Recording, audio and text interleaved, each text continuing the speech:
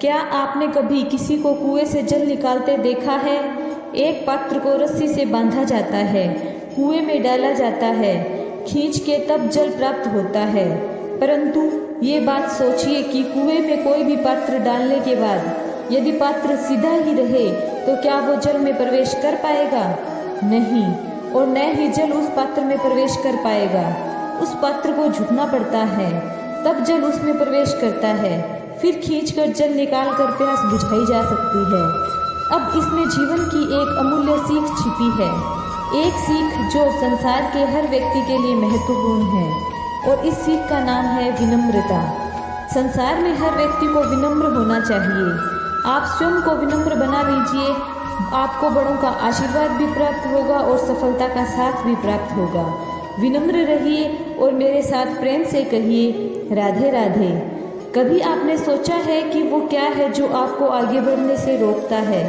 जैसे आप मार्ग में चल रहे हैं तो पाँव में मोच आपको आगे नहीं बढ़ने देती, वैसे ही जीवन में छोटी सोच आपको आगे बढ़ने से रोकती है। यदि एक चाक है जो टूटी हुई है, वो आपको मिट्टी के बर्तन नहीं बनाने देगी। उसी प्रकार किसी से ईर्ष्या करना आपको महान नहीं बनने देगा। मैं ऊंचा हूँ और वो नीचा, ये विचार आपको कभी ऊपर नहीं उठने देगा।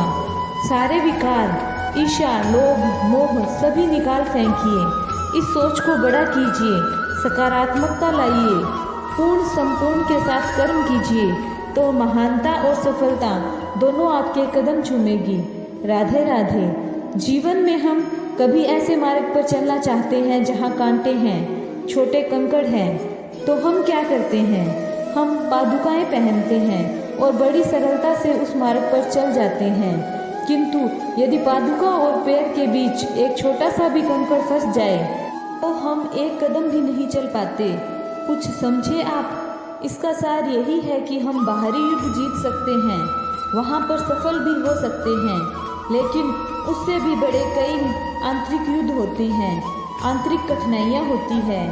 लोभ, मोह, क्रोध, लालच, भय यदि आपके भीतर है तो आप संसार के किसी भी स्तर पर पहुंच जाइए, कितना भी बड़ा युद्ध जीत जाइए, लेकिन आत्मसंतुष्टि नहीं मिलेगी। तो सर्वप्रथम स्वयं को सुधारें, तत्पश्चात संसार को जीते और मेरे साथ प्रेम से कहिए राधे राधे।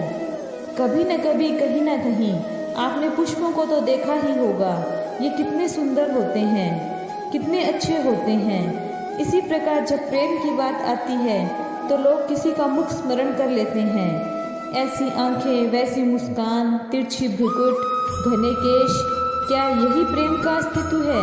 नहीं, ये उस शरीर का अस्तित्व है जिसे हमारी आंखों ने देखा और हमने स्वीकार कर लिया। परंतु प्रेम भिन्न है। प्रेम उस वायु की भांति है जो हमें दिखाई ही नहीं देती, किंतु वही हमें जीवन देती है। संसार किसी स्त्री को कुरूप कह सकता है क्योंकि वो उसे तन की आंखों से देखता है, किंतु संतान उसी माता को संसार में सबसे सुंदर समझती है क्योंकि वो भाव से जुड़े हैं। तन की आंखों से देखोगे तो वैसे भी पहचान नहीं पाओगे। यदि प्रेम को समझना है तो मन की आंखें खोलो और प्रेम से कहो राधे राधे। एक शब्द जो कभी कभी हमें कई बार सुनाई देता है, स्वार्थ। वो व्यक्ति स्वार्थी है, उसने स्वार्थ में आकर बुरा कर्म कर दिया, आदि इत्यादि। देखा जाए तो संसार स्वार्थ को पाप का मूल मानने लगा है। क्या स्वार्थ सच में बुरा है? नहीं। स्वार्थ शब्द बना है स्व से, अर्थात स्वयं। जिस कार्य में स्वयं का अर्थ हो वो स्वार्थ है। यदि आप स्वयं में केवल आप है तो आप अवश्य स्वार्थी हैं। यदि आपके स्व में परिवार सम्मिलित है तो आप परिवार्थी है, और आपके स्व में यदि अन्य लोग शामिल हैं तो आप परोपकार्थी है। यदि आपके स्व में ये संसार शामिल है तो आप परमार्थी हैं। तो अपने स्वार्थ से दूर ना जाएं, उसका विस्तार करें, अपने अस्तित्व का विस्तार करो। अपने अस्तित्व का विस्तार करोगे तो आप स्वयं ही परमार्थी बन जाओगे। राधे राधे। भूल और मनुष्य का संबंध ऐसा है जैसे पंख और चिड़िया का, जैसे धारा और नदियों का। यदि भूल मनुष्य के स्वभाव का इतना बड़ा अंग है तो आप सोचिए इसमें लज्जा क्यों? इस पर लज्जा करना ठीक है या नहीं?